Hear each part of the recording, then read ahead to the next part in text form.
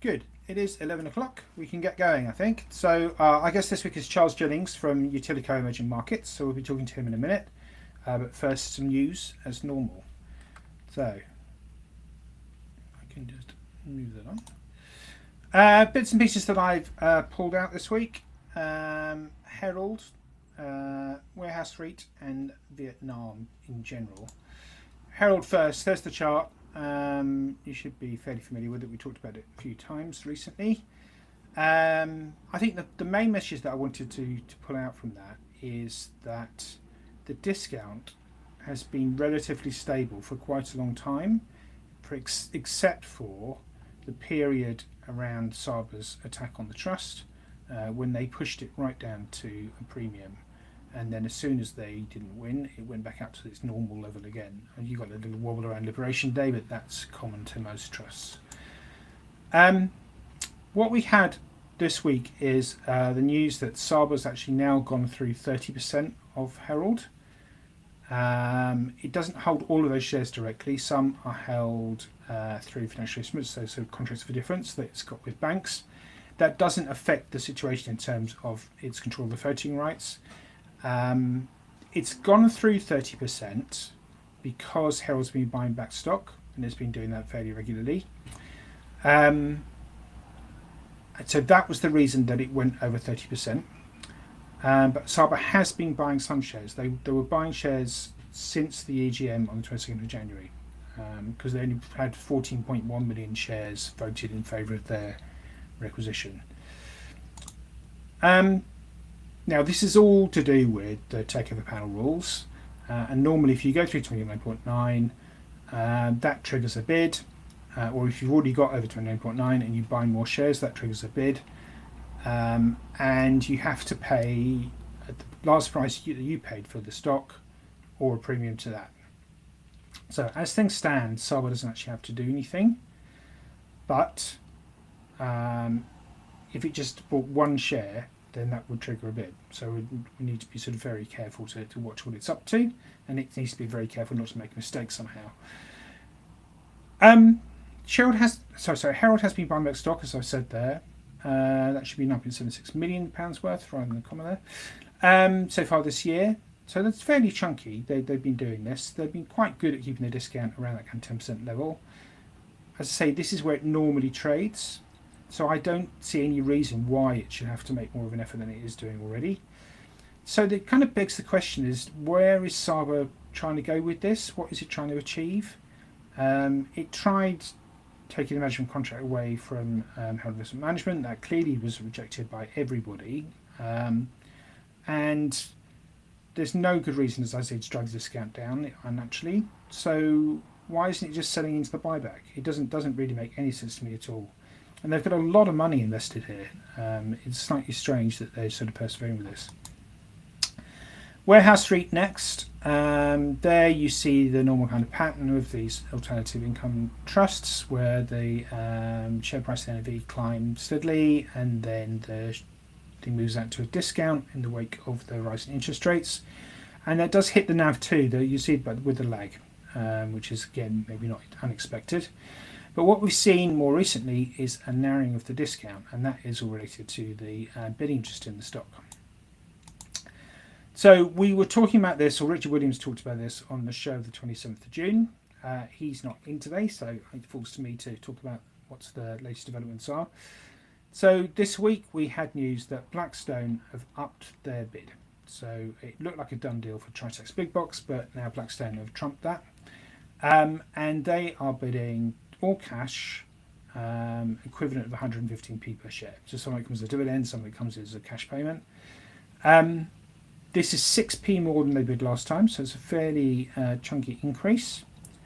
And the share price is trading just above that bid level, so 115.4, last time I looked. As we see there, that's still a 10% discount to the NAV. So they have bought some stock at the bid price. 10.5% stake, and again because of the takeover panel rules is that all as in play there, they couldn't have paid less for that. They had to pay at least the bid price for it, and if they pay more than the bid price, then that creates a problem. Actually, maybe that's not true. Maybe they could have paid less, but they couldn't pay more. Anyway, so Tritax Big Box REITs is considering its options and will make another announcement. So we just have to watch this space to see what happens. But in the meantime, I would say don't do anything. We've had this sort of flip now. The board has said we're going to go with the higher offer. The Tritax bid value of that moves around with the Tritax share price. But at the moment that was set as 111.1p, so they'd have to go some to get through the 115 level for Blackstone. So we'll wait and see.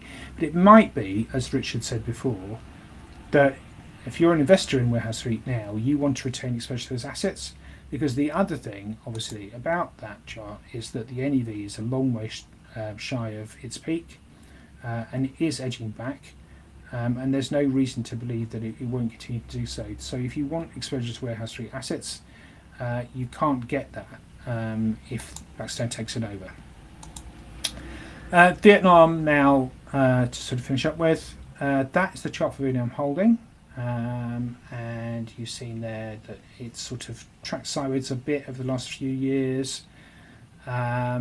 Although it is off the lows and it's sort of climbing again, and then a big sort of wobble around the Trump announcement Liberation Day.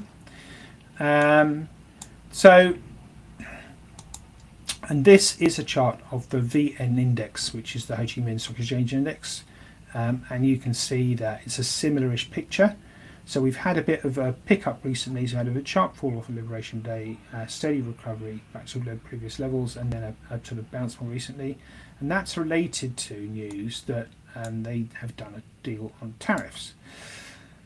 I've been talking about Vietnam Holding. Obviously, this news applies to all three funds, so it's important to show those there. Vietnam Holding is the smallest of the one, but it's the one that we write about, so it's the one that you get the most information about on our website. It's also been by far the best performing trust over 5 years and 3 years, as you see there, but not quite so much recently. That's all down to stock selection between the three different funds. So the news of this trade deal was announced on the 2nd of July. And so it's obviously less than last week, but the manager's been talking about it more recently, which is why we did a story on it. What they said is we were going to put tariffs of 46% on for Vietnam. We cut down to 10 in the interim, but now we get to the end of this. We're going to agree a trade deal at 20% tariffs, but we're going to impose much higher tariffs if we think that you're just taking goods from China and then re-exporting them from Vietnam, which makes total sense, I suppose, if you're trying to penalise China. And there's no tariffs on US imports coming into Vietnam, but it's very skewed this. So to Vietnam's, the exports that it makes to the US are about 10 times the imports that it takes from the US. And there were lots of noises about maybe we'll buy all sorts of things from the States, but there's no detail in this that suggests that they're committed to buying anything. While all this has been going on, and with other bits going on about corruption inquiries and stuff like that, the stocks in Vietnam have got very cheap. So they are looking, 12 times earnings next year is inexpensive to say the least. But obviously the earnings estimates might still come down on the back of this. US is one of the biggest trading partners, but it's by no means all of it. I think it's less than half. So that's all good.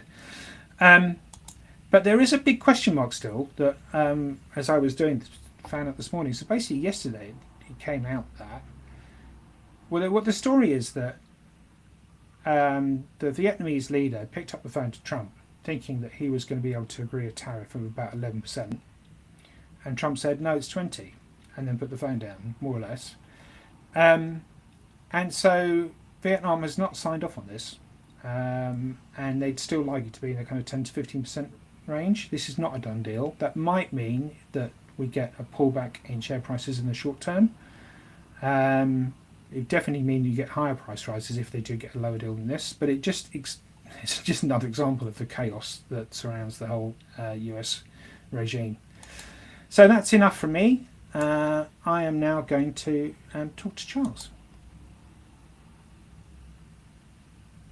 Morning, James.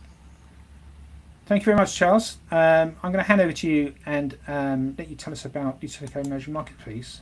Just 1 second. All yours. Morning, James, and thanks for having me. Obviously, some of the lead-in introductory comments around tariffs and trade do flow through into UEM. But let me present UEM top-down, and while we continue to be excited about it, and no doubt some questions will come up at the end. In terms of Utilico Emerging Markets, we are listed on the London Stock Exchange, but I think we have a unique focus on the infrastructure and utility assets in the emerging markets. And by these, we mean road, rail, airport, we mean gas and power transmission, we mean water treatment, we mean data centers, and the true underlying assets. The portfolio target going forward is listed. Historically, we did take in some unlisted. These continue to run down, and I think they're roughly just over 2% today of the portfolio. And I anticipate, subject to valuations, obviously, they will continue to run off. And the focus is, in the second bullet point, top left, operational. So these are listed companies who already own an airport, already own a port, already own a data center, and they are cash generative in nature because of how these businesses operate. Every additional passenger, every additional TEU, car, data byte adds to their performance. So as long as they're in a growth environment, they should benefit. By nature, they're cash generative, heavy capex in the beginning, but then the assets usually have 20, 30, 40, 50-year life cycle, and they can generate cash over that time. Top right, just to note, we're focused on the emerging markets. I think a point to note is I think our sector knowledge built up now over 20 years is unrivaled. Yes, analysts in Chile might well understand Aguas Andinas, our water concession investment in Chile better than us in detail, but they will not be able to compare it to the asset in Sao Paulo that we're invested in, the asset that we're invested in Manila Water. And I think our knowledge across, if you want, the infrastructure asset class enables us to not only build models with confidence, but to then challenge management teams.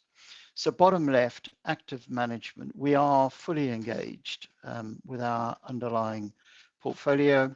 Always say to you, shareholders, we're looking for 70, 80 investments across the emerging markets where we can have a very high conviction, but we can have a strong level of engagement, strong understanding, and can drive the outcomes that we're looking for through active management. Second point, we're long-term and bottom-up. What does this mean? It means we have high conviction around every single investment in our portfolio, but it also means that we don't mimic the MSCI index. And where we do refer to it, we're doing it for the benefit of shareholders so they can benchmark, if you want, our performance. But as an investment team, we're looking for the best assets that we can put in to our portfolio to generate the returns that we are looking for. Highly experienced. I won't run through the entire team, but I'm now joined if you want, in the investment decisions by Jacqueline Brewer. Jax has been with us nearly over 14 years, and is a welcome addition in being joint portfolio manager. But if I look through the rest of the team, most have been with us over 10 years. And I think collectively, we have over 100 years experience, which gives us a really good understanding of not only the underlying investments, but how markets behave, and how the performance can be driven into the assets that we're looking at. What does all this translate into? Bottom right, outperformance the MSCI index since inception. It's been a good compounding return over time. Payment of quarterly dividends, because our assets generate cash, they enable us to pay dividends, and we do pay them quarterly, and I'll come on to that. And an award-winning portfolio. I think the recognition is good to see. It gives you, I think, as investors, a degree of confidence and a reference point. In terms of just trying to unpack our NAV performance, this is a share price and top line our NAV. You can see it's been very strong over time. Yes, we do get caught up in downdrafts. We're not immune, but I very often say they're the best of times as investors. Volatility is often our friend, and we can pick out the investments that we can buy at attractive returns, and sell investments that we feel are fully valued. If you look at just top left, year to date, we're up 8.9%, and substantially outperforming the MSCI index of 5% year to date. Sorry, year to date 30th of June, just to benchmark it. 3 years, 26% versus 17, 5 years, 54 versus 25. We have outperformed 100% the MSCI index over 5 years. And obviously since inception, the strong performance has driven a near 5 times return on your investment in the initial IPO. In terms of just trying to give some more characteristics, NAV top right compound return, just over 9%. And one thing I would note is bottom right, where there's a discount, which there has been, and it's been frustrating, we have been buying back. I'm a happy buyer of our shares. If I like the portfolio, I should like the shares even better. In terms of a dividend, I was very pleased to see us, top light blue line, go into the AIC's next generation of dividend heroes. These are companies that are paying a dividend over 10 years, which is rising. And that was good to see us included in the dividend heroes. I think we're the only emerging market trust in that group. But just to set the context, since 2007, compound growth of just under 8%. And our current yield on the current share price is 3.7%. And I always say to shareholders, you can buy our shares, and while the market may move up and down in NAV, you can sit still, collect the dividend, and wait for the performance. The performance does follow. In terms of our reserves today, we do have 8p in reserves, so nearly 1 year's dividends in reserves. And I think a point to just note in terms of strength of the underlying dividends that we're receiving from our portfolio, because of that cash generative nature, is over 80% of the portfolio paying a dividend. You might ask, why is the other 20% not? They're invariably investing in extra capacity, and they tend to either slow down or cancel their dividend while they build out the capacity and then come back with a stronger dividend stream. Why do we invest in emerging markets? And I think you've all seen this slide before from many others, so I won't dwell too much, but positive demographics in terms of age and population profile, increasing urbanization. You touched on earlier in the piece, we touched on Vietnam. Vietnam is running at, I think, 42% urbanization. There is no reason it doesn't trend towards, if you want, the 70% level. And that drives, if you want, a number of factors for us. Rise of the middle class. Cities tend to see middle class income drive quicker. And all of this is driving strong GDP growth. And even in an era in which Trump is, if you want, attacking growth, I would observe that if I talk to, if you want, the economists in the Philippines, yes, they are expected to be a bit softer, but they're nonetheless expected to remain strong. So say going from 5.5 to 4.75, 5%. So 1% off. That's a perfectly strong background. And that's in the short term. I fully expect once we understand where all the trade relationships settle, that industry, governments, and countries will go back to find the growth opportunities.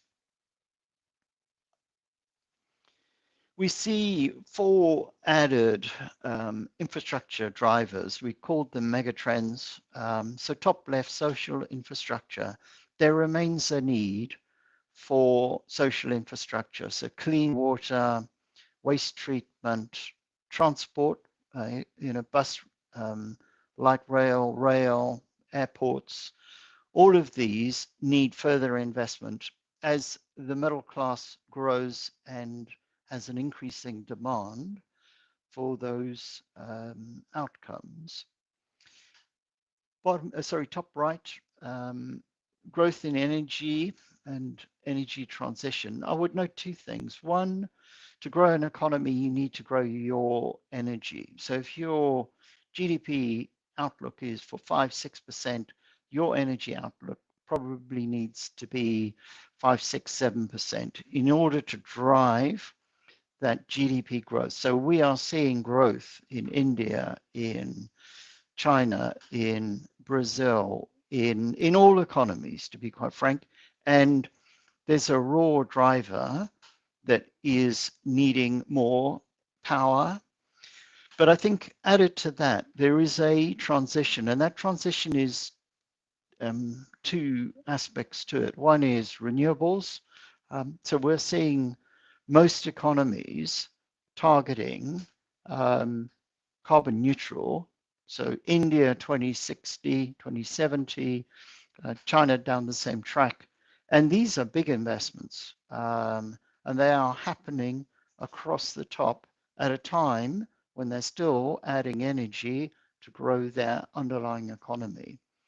And we're also seeing increased focus on energy security.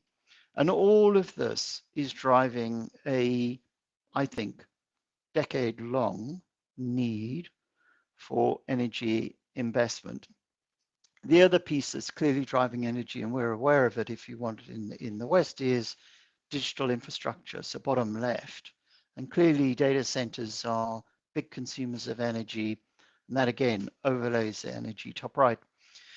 But digital infrastructure, we're seeing a global shift from, if you want, broadly analog to digital for everything, whether it's money, whether it's, if you want, the social interactions, but the architecture on which this is all going to be built, the sort of pipes and the storage of data centers are seeing very significant and rapid demand. And that demand, by the way, spreads out into mobile and everything that is a digital interface. And again, we see this growing for the next 10 to 20 years.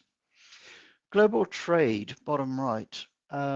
It's clear that if you want, Trump is stepping in with his tariffs. I would say on global trade, under Trump 1.0, once the, if you want, relationships globally settled down, trade went back onto the front foot. And I think that'll happen this time again.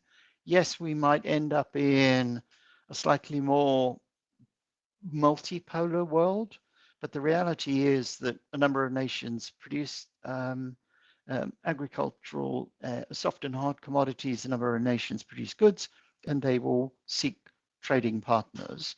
And a number of nations need to buy those in. So I think global trade will remain, while soft at the moment, will firm come the second half of this year. Another attribute that does attract us clearly at the moment is valuation. And again, I'm sure you've heard this, but on any metric, whether you want to look at price to book, whether you want to look at PE, bottom left, dividend yield, all these graphs are telling you is the US market is on a very high PE and a low dividend yield.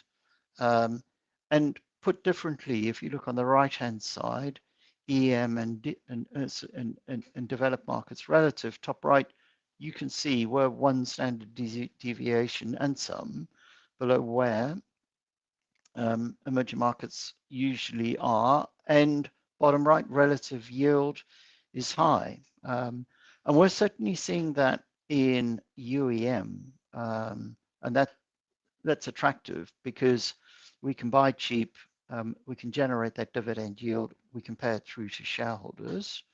I would note at the bottom of the slide, UEM's trading currently at 11.6% discount. So actually you're buying all these multiples at a discount. And we think that's compelling. To try and answer some of the questions that we get along the way from investors, and they're good questions. Geopolitical tensions. There have been geopolitical tensions for some time, and yes, the noise at the moment is particularly high around, if you want, the political friction between the US, China, Europe, US. But underlying all of this is a need for infrastructure. For these economies to unlock the opportunities that they all have, they need to invest in that infrastructure. And we see, if you want, governments all the way from Brazil to India to the Philippines, and everything in between, absolutely focused on their infrastructure build and unlocking their economies. They fully understand that they need to invest today for tomorrow's innovation. Inflation. A lot of these countries have had high inflation for some time, and management teams are well versed at tackling it. I've always been surprised at how well and how capable they are at passing on, if you want, the inflationary increases. I would note a number of the assets actually have built into them an inflation-linked mechanism, and therefore it's a straight pass-through. So I think our assets are, if you want, non-inflation proof, but they're certainly inflation resilient, and I don't see it as a headwind should it return for any reason. At the moment, inflation is clearly is softening, but it's worth observing that this asset class can perform well through inflationary environments. Interest rates, just to note, the portfolio is only 2 times leveraged. If you went back 20 years, it was much higher, and the leverage was US dollar, and therefore you had foreign exchange risks. Today, a lot of the portfolio would be leveraged in the local markets, as I say, at much lower levels, and therefore they have risk adjusted their business models. Energy prices clearly can impact businesses, especially given the volatility we've seen over the recent years. But most of the assets we're invested in are a beneficiary from, or not beneficiary, but they're protected certainly from volatility in as much as they can pass through energy prices to the underlying consumers. So just at a sort of overview level, while we listen to the noise out there, we can usually make investments with a reasonably high degree of conviction. In terms of our portfolio, it's worth stressing that we are very differentiated. As I noted at the front, we're a bottom-up benchmark agnostic. I think this slide just demonstrates for you in a simple way that on the left, UEM's portfolio, we have nearly 20% in electricity, 18 in water, and 14 in data services and digital. If you were investing in the emerging market index, you'd be somewhere down 2.6%. So we are a very differentiated portfolio. And if you went down to country, bottom left, Brazil's our number one holding at 30th of June at 22.6%. That compares with China, bottom right, 28%. So you can see it's a strongly differentiated portfolio. And if we can't find an investment in a country, we don't make an investment. So you can see Taiwan, bottom right, we have no investments.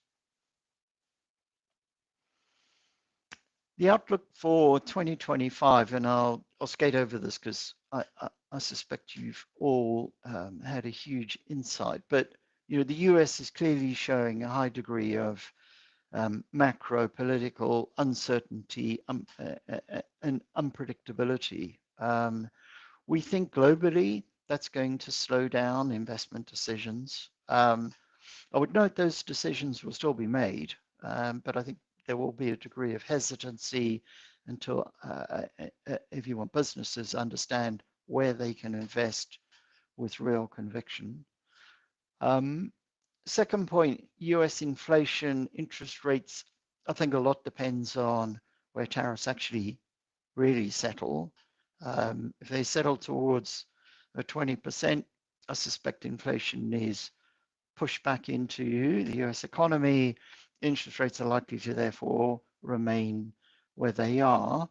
If inflation falls, then there is clearly room to reduce interest rates in the US economy. One thing we've anticipated for the last 6 months is a weaker US growth, and we think that will still hold true. And we also anticipated a weaker US dollar, and we still think that will hold true.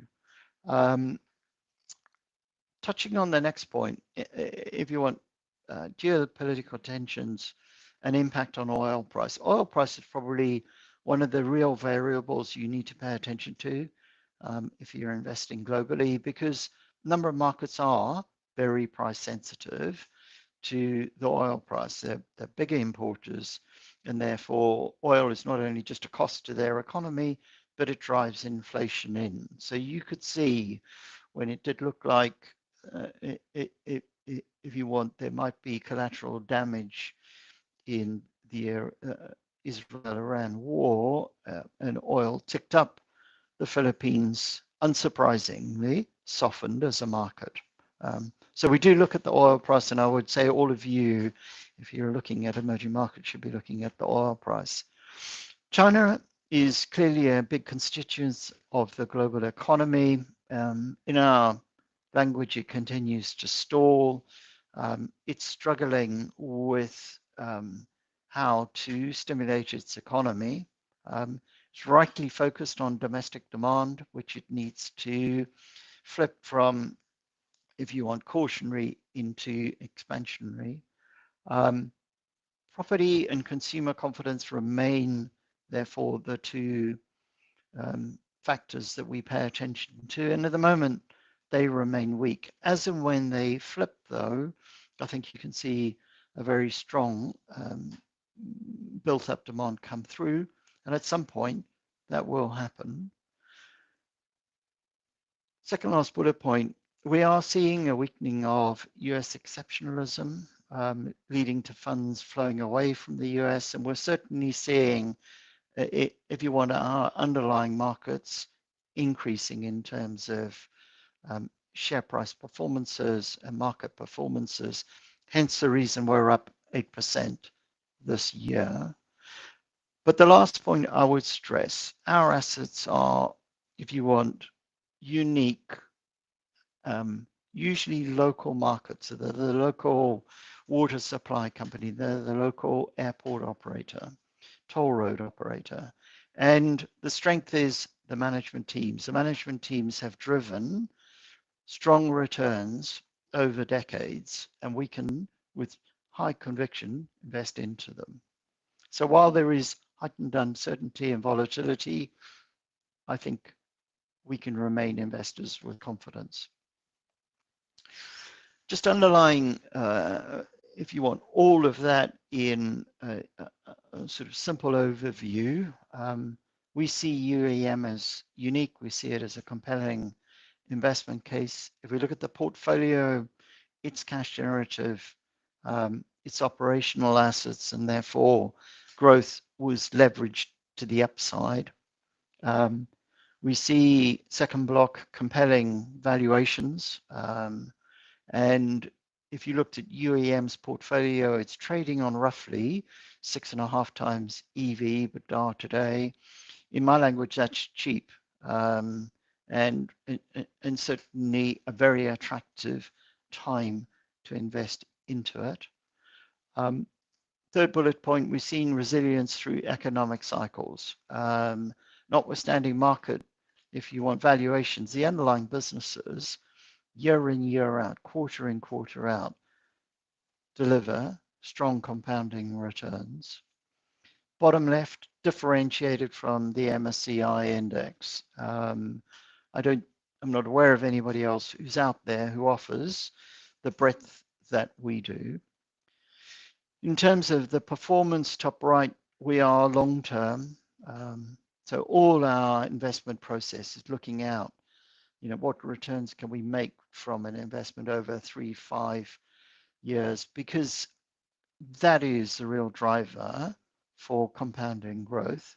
I think the second bullet point down, to have a covered and growing dividend paid quarterly is a strength. I think through COVID, we were the only emerging market fund who had a covered dividend, and I'm pleased about that, proud about that.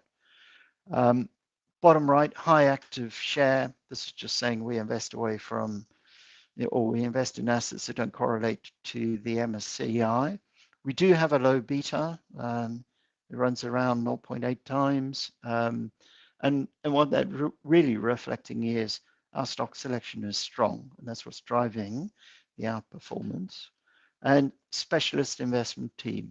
I think our ability to understand the businesses that we're invested in is an absolutely key differentiator. So to finish off, annualized returns running at over 9% over 20 years, and currently a 3.7% dividend yield. And I would note you can invest at a discount of just over 11%. So that's UEM. I hope you share our understanding and enthusiasm for the space that it offers. I did say to James if you want, the run-up, that we're coming up to our 20th anniversary in about 10 days' time. And it would just maybe worth looking back at that, if you want, 20 years and what's driven some of the outcomes here. And I think the best way that I'd describe it is global growth has run at 150%, which is extremely strong. But if you looked at Brazil, it's run at 225%. If you look at Poland, it's run at 225%. If you looked at China, it's run at, I think, over 800%. These are big growth numbers in their economies. And I always say that growth translates into additional containers in a container port, to additional passengers at an airport, to additional cars on toll roads. And therefore, all our assets tend to be GDP plus. They ought to be. So to have strong GDP is a real tailwind.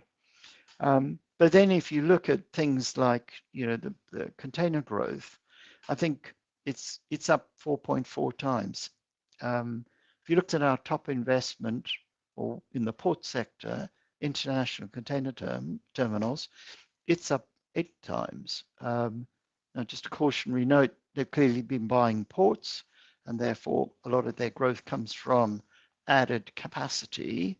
But the thing I really like about them as an observation is they buy an underperforming port and then drive in all their efficiencies while maintaining a growth in the TEUs. And it's operationally a fantastically rewarding business to be an investor in.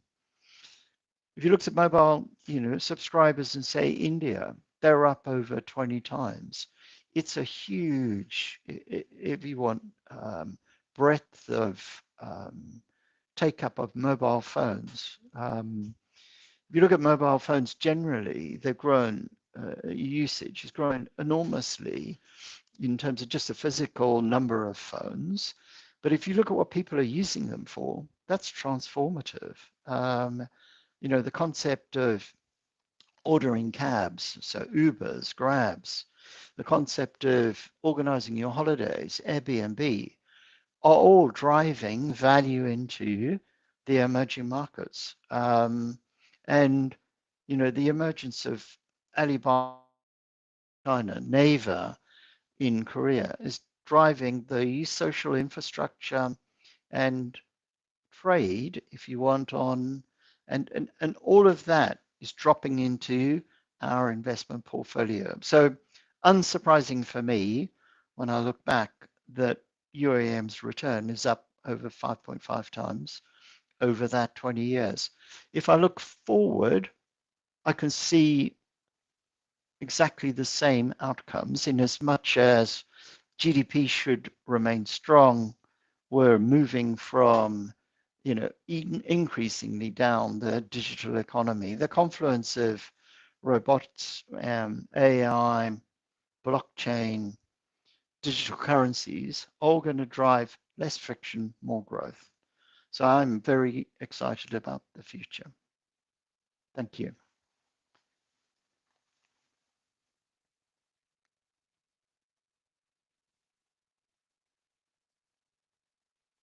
James?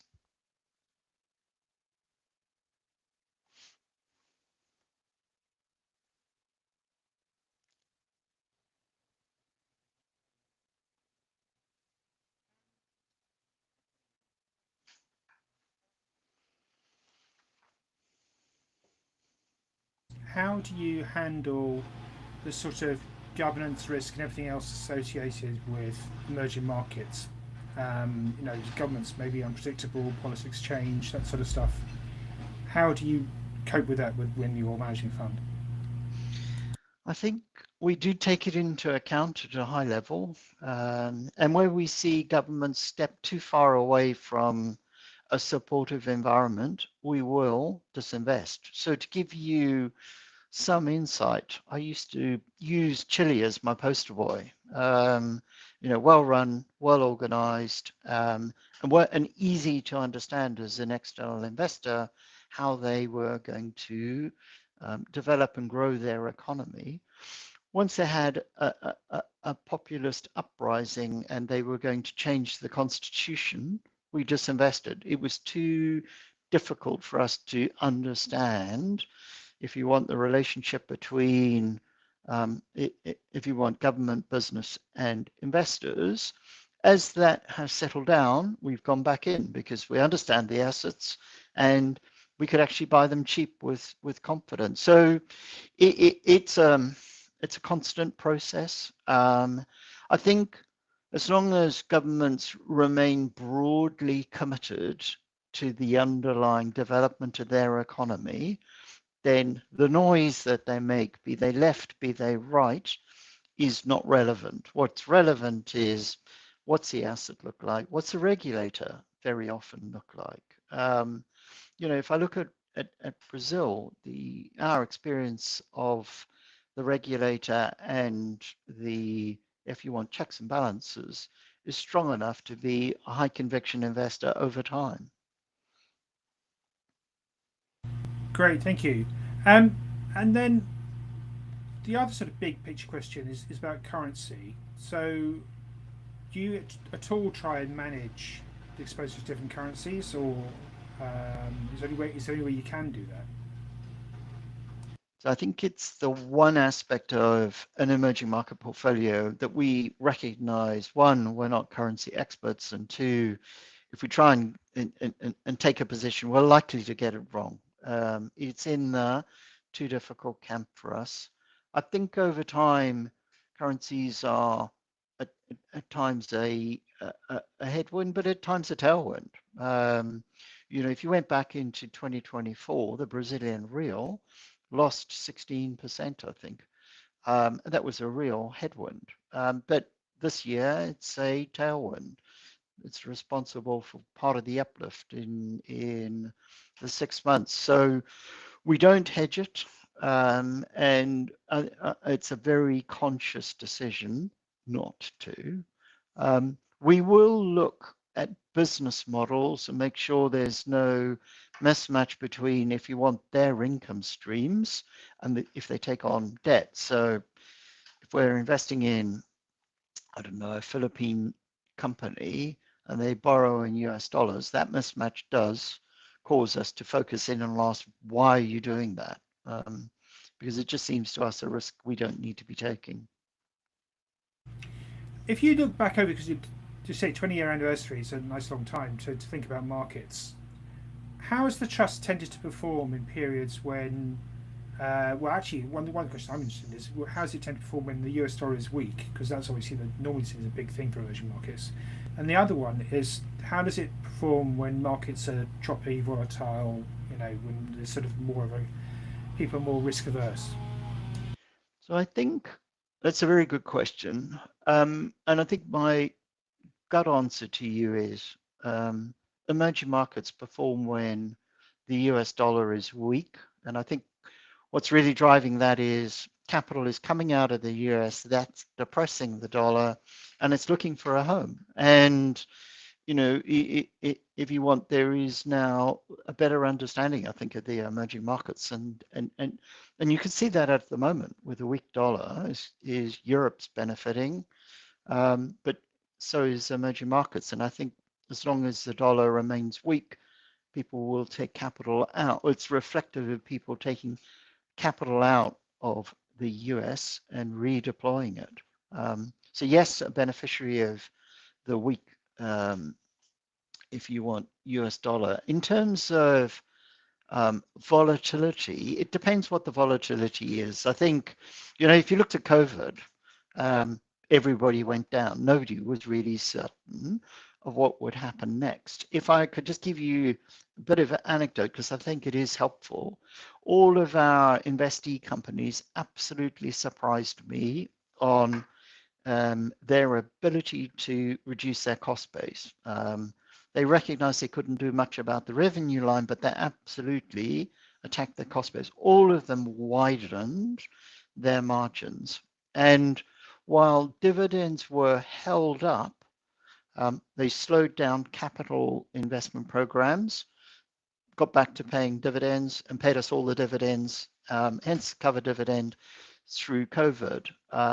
But watching their response to the environment in which they're in, I'd be pretty confident about, I think you've got to put on one side market volatility, and if you want business, and I think businesses can respond to it much, much more positively than people anticipate. Changing tack slightly, in terms of the portfolio, how much of sort of turnover is there within that? And also, how do you decide how big a position should be? So just in terms of size, we have a sort of soft headline level of 5%. It's actually one of our positions has just tripped through 5% in Brazil, but we think they are fabulously positioned for growth. So we're happy to see them go through. I think they're 5.5. But at 5%, there is an active discussion about let's just hold at that level. And why? Because, like anything, you can wake up and find governments have toppled, or an industry's got into difficulty, or management's taken a misstep.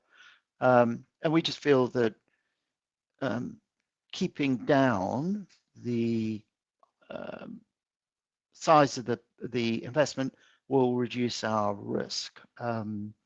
In terms of how do we decide on investments? Complete competition. You have a team of analysts underneath me, and they each focus on both industries, so power, water, and gas, through to communications. And if we decide as a team to make an investment, something has to go. And so it's a real competition of the best. And that's why I say with with confidence that we've got a portfolio that we have a very high conviction on.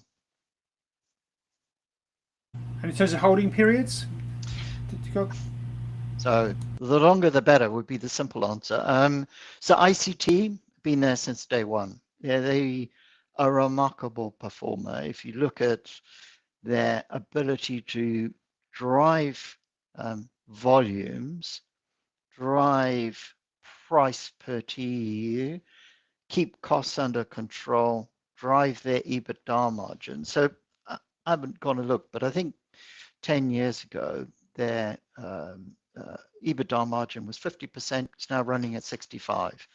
And they're adding new ports constantly and then bringing them up that curve. That's absolutely compelling. So held it for 20 years.